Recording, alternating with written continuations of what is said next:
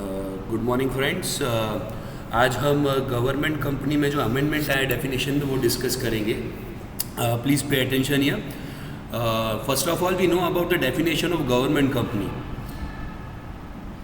Basic definition में there are two portion, please pay attention here. As per section 245 government company define as per section 255 government company means number one, ध्यान से सुनते जाना, number one any company which have a greater than or is equals to 51% portion of a paid up share capital is held by a number one government माने central government, और B by any state government or more than one state government. Again I repeat any company which greater than or is equals to 51% of paid up capital held by number one central government, number two state government और more than state government और central government and state government।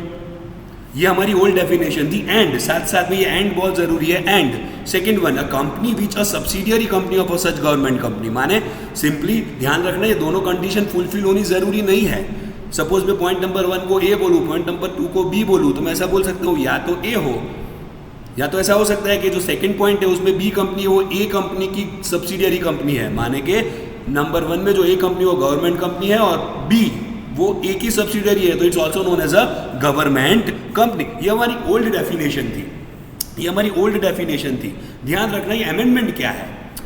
Amendment ये है जो नया अभी आया वो the paid up share capital, जो मैंने रेड में लिखा हुआ है, paid up share capital be constitute as a total voting power where share with a differential voting right have been issued. Now in paid up share capital but obviously consider equity share capital as well as preference share capital, है ना। Various share capital को हम यहाँ पर consider करते हैं, वो तो था ही पहले, लेकिन यहाँ पर एक नया पॉइंट ऐड हुआ है जो सेकंड लाइन में मैंने लिखा हुआ है, total voting power where share with a differential voting right. Friends बहुत ध्यान रखना, डिफरेंशियल वोटिंग राइट माने अगर डिफरेंशियल वोटिंग राइट के शेयर्स हो तो टोटल वोटिंग पावर को कंसीडर किया जाएगा। हम गवर्नमेंट कंपनी की बात करें तो डेफिनेशन में ये चीज़ ऐड हुई है। अब इसको इजी वे से समझना हो तो हम कैसे समझ सकेंगे, ध्यान रखना। उसके लिए एक एग्जाम्पल मैंने लिया है, 2 केसेस लिए हैं। Case number 1, company does not have a differential shares, इनके पास डिफरेंशियल शेयर कंपनी के पास नहीं है तो ओल्ड डेफिनेशन ही जाएगी, पॉइंट नंबर 1 और 2 वाली। एक एग्जांपल मैंने लिया हुआ है, इक्विटी शेयर कैपिटल, एक कंपनी है जिसकी इक्विटी शेयर कैपिटल हम कंसीडर करने जाए तो 30 लाख शेयर्स है, फेस वैल्यू इस शेयर की 10 है, माने 300 लाख हुए, और उनको 1 शेयर पर 1 वोटिंग राइट है जो ऑर्डिनरी शेयर्स है। Set third column, second column में हम बाद में जाएंगे। Okay, now second one equity share capital face value ₹10 की है, 10 शेयर का 1 वोट है, लेकिन डिफरेंशियल शेयर केस नंबर 1 में वो डिफरेंशियल शेयर इश्यू नहीं करती वोटिंग राइट वाले, तो वो तो 0 मैंने लिखा हुआ है। And preference share capital but obvious 300 lakh rupees की उसकी है, तो यहाँ पर वोटिंग पावर देखने की जरूरत नहीं है। वाई, क्यों जरूरत नहीं है? क्योंकि कंपनी यहाँ पर डिफरेंशियल शेयर जो है वो इश्यू नहीं कर रही है। तो सिंपली मैं कंसीडर करने जाऊँ तो हम कैसे, हमें पता चलेगा कि वो गवर्नमेंट कंपनी है। Total paid up share capital कितनी है? 300 equity share plus 300 preference share, 600 lakh की प्रेफरेंस टोटल कैपिटल है, पेड अप कैपिटल। नाउ ये जो कैपिटल है वो कैपिटल के 51% हम करेंगे।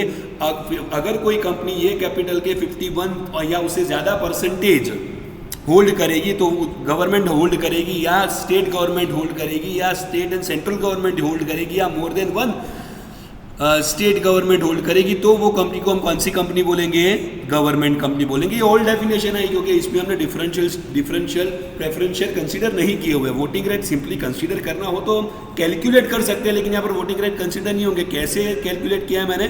30 लाख शेयर है, 30 लाख शेयर है, पर शेयर 1 वोट है तो 30 लाख हुए। और बट ऑब्वियस आप सबको पता है प्रेफरेंस शेयर होल्डर तो कभी वोट नहीं दे पाते, मैंने दोनों में 0-0 लिखा है क्योंकि सेकंड वन में इक्विटी शेयर डिफरेंशियल वाला तो हमने इश्यू नहीं किया है, तो यहाँ पे वोटिंग राइट हुआ 30, लेकिन वो देखने की जरूरत नहीं है। वाई?